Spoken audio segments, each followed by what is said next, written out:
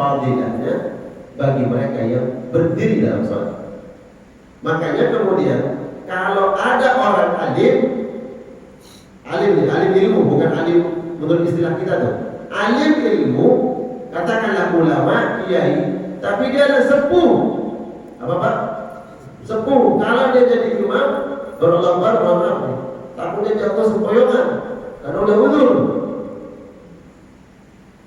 Tapi alim, ulama, ada orang yang secara kualitas keilmuan di bawah dia, ya. Tapi dia sehat. Mana yang utama jadi imam? Yang duduk atau yang sakit atau yang sehat? Alim apapun seseorang, kalau mengimami salat dan dia tidak bisa kuat untuk berdiri menjadi imam, maka diutamakan orang yang mampu berdiri dalam salat jadi imam. Ya. Mungkin di situ ada murid-murid yang ada jamaah, Pak Kiai jadi imam. Sedang kiainya mohon maaf, tadi baru Allah Akbar, khawatir jatuh. Siapa yang utama? Gak apa-apa murid, gak apa-apa jamaah jadi imam. Ya. Karena kekhususan ya, hukum dalam salat. Allah perintahkan aqimus salat. Sesuai dengan makna kalimatnya berdiri. Dan itu ada dua maknanya. Secara harfiah berdiri, ya berdiri secara fisik harfiah. Maknawi aqimus salat itu hati yang khusyuk, hati yang tadarruk, ya selalu terkoneksi ingat dengan Allah, itu aqimus salat. Ya, secara harfiah ini yang dilihat oleh fikih. Dari sudut fikihnya, secara harfiah berdirikanlah salat dengan berdiri. Ya. Jadi kalau ada orang yang seandainya kita bermakmum pada imam yang duduk, bagaimana hukumnya? Bermakmum kepada imam yang duduk. Boleh tidak? Hah? Boleh, tetap boleh. Ya, tetap boleh. Bolehnya di sini artinya sah salatnya. Tapi sebagian ulama menyebutkan yukrah, dimakruhkan. Ya. Dimakruhkan. Ustaz, bagaimana seandainya fi wasatis salat, pertengahan salat? Imamnya sehat, awalnya sehat. Ya. Tiba-tiba di pertengahan salat zuhur baru dapat 2 rakaat kambuh asam urat. Ya. Kambuh asam uratnya sakit, kemudian tidak mampu berdiri. Ya, nggak mampu berdiri. Akhirnya dia duduk. Ya. Mestinya dia bangkit, dia kan bangkit pada tasyahud.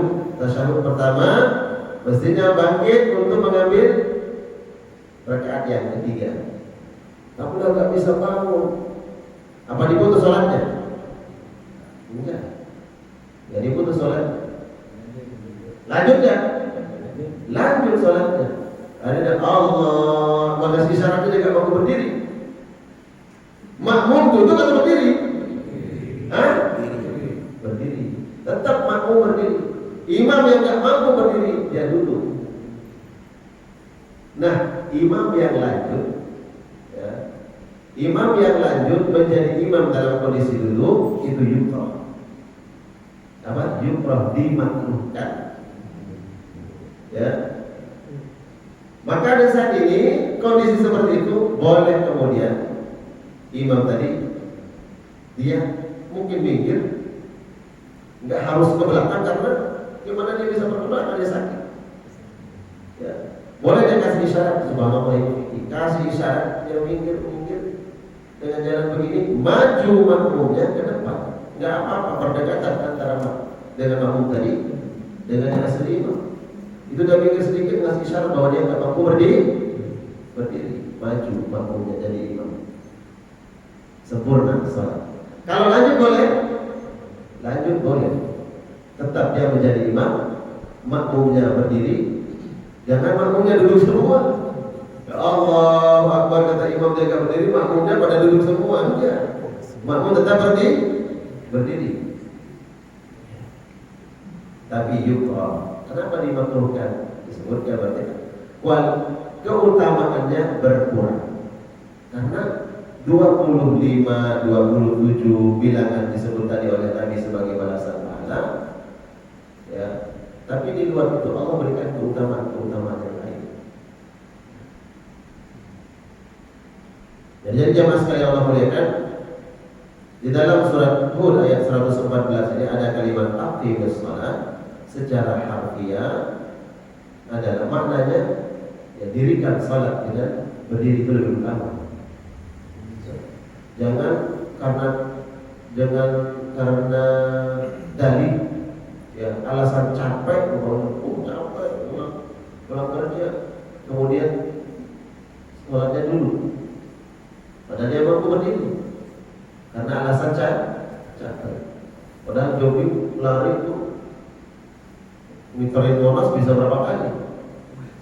Kuat berapa kali? Tapi kalau berdiri sholat berapa kali kuat? Jadi jangan alasan tadi ya, karena lelah capeknya dia dulu. Ada sebagian orang yang seperti itu. Jadi ada keutamaannya sholat dengan berdiri. Kalau sakit tidak mampu barulah dengan duduk. Jadi secara harfiah mana aqimus shalah, dirikan sholat secara berdiri. Kemudian secara maknawi tadi ya, aqimus shalah tadi ketika berhadapan dengan Allah dalam sholat, ya udah hilangkan ya. Apapun yang kemudian rembes di pikiran kita, datang diganggu oleh setan, perkara-perkara dunia, berusaha kita kembali waktu kita sholat. Aqimus shalah tadi, ingat Allah Subhanahu wa Ta'ala. Innal hasanat yuzhibna sayyi'at, kebaikan-kebaikan yang kalian lakukan akan menghilangkan dosa-dosa kalian. Faqala rajul, maka ada seorang laki-laki berkata kepada Nabi SAW ketika Nabi membaca ayat ini, "Ali hada ya Rasulullah?" Apakah ayat ini berlaku untuk saya ya Rasulullah? Karena ada seorang laki-laki yang mengadu ke Nabi, "Ya Rasulullah, saya banyak dosa ya Rasulullah." Kisahnya ini ada seorang pemuda. Dia datang ke Nabi, nangis-nangis. Kenapa kamu nangis? "Ya Rasulullah, saya terjatuh berbuat maksiat." "Maksiatmu apa?" Dia nangis dulu. "Maksiatmu apa?" Dalam hadis ini, "Saya mencium perempuan ya Rasulullah." Ya. "Saya mencium perempuan." Saya nggak tahu penciuman seperti apa Pak. Dia mengatakan, "Ya Rasulullah, ya asabani ini muratil qiblatan." Saya mencium perempuan. Mengadu kepada Nabi. Kemudian Allah turunkan ayat ini, subhanallah. Gara-gara ini bentuk taubat. Ini taubat. Qiblatan. Dia mencium perempuan, melihat dosanya seperti gunung yang akan menimpa diri. Makanya nangis-nangis datang ke Nabi. Kalau kita ini dosa besar, kita melihat seperti apa? Seperti nyamuk, lihat. Enggak takut sama nyamuk, betul nggak? Dosa besar. Ini sahabat besar. Apa dosa kecil ya? Dosa besar, dosa kecil ya Pak? Jangan cium perempuan dosa kecil. Tapi bayangkan maksudnya apa? Ketika Allah menyebut kata zina, zina dosa besar. Coba bandingkan zina dengan qiblah. Berarti kan sangat jauh nih. Zina dosa besar, mencium perempuan, saya ingin mengatakan dosa kecil. Nanti dianggap remeh ini. Apalagi nanti di YouTube kan, oh, ada cium perempuan dosa kecil loh. Tapi sahabat ini baru qiblah saja, dia mencium perempuan, dia nangis lagi datang ke Nabi karena melihat dosanya seolah-olah seperti dosa yang sebesar gunung yang akan menimpa dia, membinasakan. Jamaah sekalian Allah muliakan. Kira-kira ini sahabat membuka aib atau tidak? Dia buka aib atau tidak? Enggak. Sahabat ini bukan membuka aibnya. Jangan memandang hadis ini berarti boleh kita cerita sama orang lain kalau kita berbuat dosa. Enggak. Karena sahabat ini enggak pasang aib sesuatu. Dia nggak cerita di hadapan para sahabat. Dia diam datang. Diam datang ke hadapan Nabi. Karena memang biar dia tahu apa yang harus lakukan. Diam. Dia datang cerita. Nah di sini boleh tuh kalau kita punya rahasia sesuatu yang sifatnya aib, boleh ceritakan kepada orang yang kita